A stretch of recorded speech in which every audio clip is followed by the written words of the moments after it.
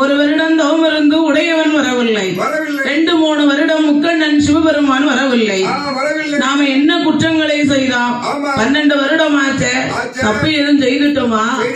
தவறு எதுவும் செய்துட்டோமா? ஒரு குற்றம் குறைகள் செய்யவில்லையே.